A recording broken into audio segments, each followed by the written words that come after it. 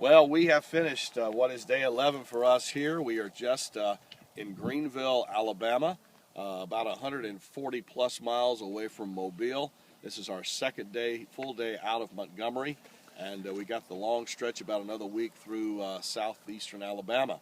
But it's been a great day. We have walked over 240 miles now, and we are on our way toward Mobile. In about a week's time, we'll have our experience there, and we're looking forward to it for the community. Joining us for the last few days has been my colleague Doug Carter, and of course those of you that are watching this, no stranger to the gentleman standing next to him, and that's James Massa. And we're very, very grateful, James, for you being on this walk with us. A strong walker, great conversationalist, just a bright man. Those of you that know him and love him know that about him. And we've been enriched by you.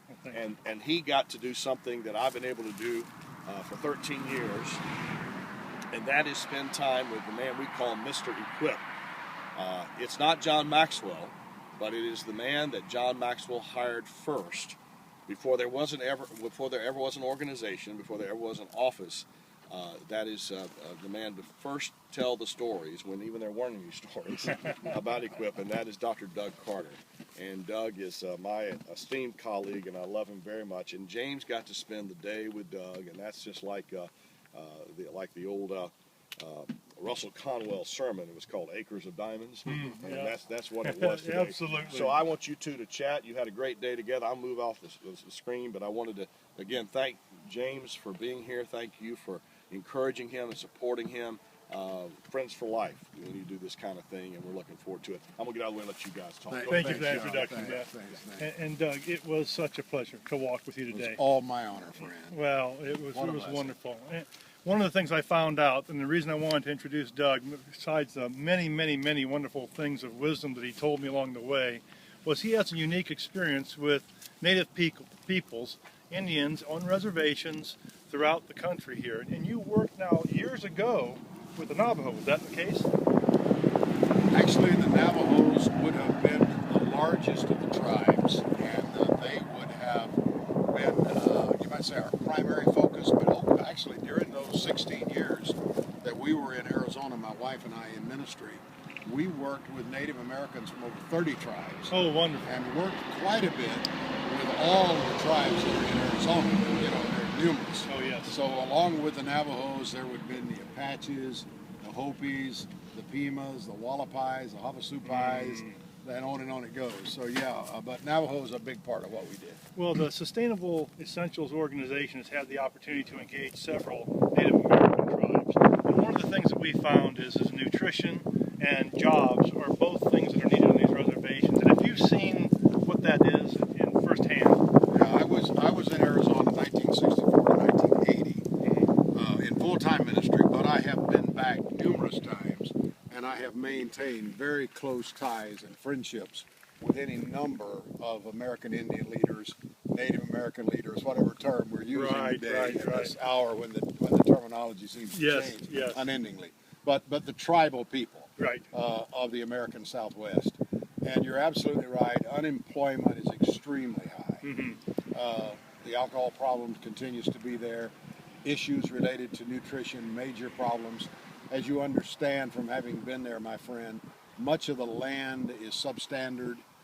Would be very difficult to produce crops of any kind. Yes. Certainly fruit and vegetables and those types of things in most of those areas. It's desert, or it's just otherwise barren, or it's in the mountains like with the Apaches and not tillable. So the issue of food supply becomes a very major issue with all those tribes. It continues to be today, at least good, nutritious food. Absolutely. Well, as you know, what we do with the SuperGrow Technology is we grow excellent, nutritious, safe produce every day, year-round. And we can do that in all of these environments throughout North America and around the world. One of the things that you may not be aware of is our legal team of John Nargiso and Abram Pafford are expert in a program from the Bureau of Indian Affairs from the Department of Interior that allows us to team with the native peoples and be able to provide funding in a loan guarantee type manner that allows us to be able to provide SuperGrow containers or SuperGrow centers in their location. And we are about to launch into that this year in providing that as one of the programs. And that's not one of our primary programs. Like, we spend time going to Whole Foods. We spend time talking to people in these places where we walk the aisles and there's nutrition everywhere. What is it like to actually shop for food on the reservations? Well, in many cases, a very limited supply and often very expensive because of the added cost of trucking it out to remote areas, which is often the case. And then to say that the Native American will go to the supermarket, that often means a long journey from the reservation into the city, oftentimes to a place they really don't care to go or shop, you know, and that becomes an issue. So the food is just not there, certainly not quality, nutritious food of the type we're talking about. And when it is available, often not affordable to many of the tribal people. And then, of course, we mentioned the issue of jobs. If this could be done in such a way that it could be in the hands of the locals, so that it provides jobs at the same time it's providing food, what an incredible win-win. And as I heard you talk about it, I became very excited because I see enormous potential here for our American Indian people, particularly for those who live on the reservations, and most of them still do. Well, we spoke with John a couple of days ago, and he told us that transformation starts with leaders.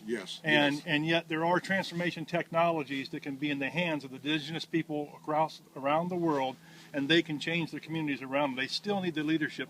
Is the leadership there to take this technology, or can it be brought in and taught? There are some excellent leaders there. There are more leaders that need to be trained. So I think a component of it is always the training and equipping of more leaders. I've never met an organization, an industry, an endeavor that had too many good leaders. So there's always a need to be lifting and elevating the quality of leadership. But there are clearly the people there who have the capacity and with some training could lead the way in this endeavor. And I'm speaking of American Indian people, people who could lead the way. And then the jobs could be there, the food would be there. And while I don't understand every detail of it, as I've listened to you explain the dream and the strategy, just an outsider looking in, and yet somebody who's quite knowledgeable of American Indian life, I see it doable. I see it something that can be accomplished, that can make a real difference in solving some major problems. Because some of the problems, I'm convinced, if we look at the broader social issues, come back in some cases to nutrition issues. Oh yes, absolutely, absolutely. I want to thank you. You know, many organizations stand on the shoulders of giants, and you're one of the giants who years ago was doing work to train leaders and to bring hope to peoples who don't have the hope. And I thank you for that. I thank you for the EQUIP organization that you have been so foundational in, because you will be able to bring that leadership there. If there are good leaders, we have transformational technologies to provide to them, and between the two of us we can partner and maybe make a change in a community. Looks like potential for a great partnership for the kingdom, doesn't it? Absolutely. Thank you, my friend. Blessings. God bless you. All right. Thank you.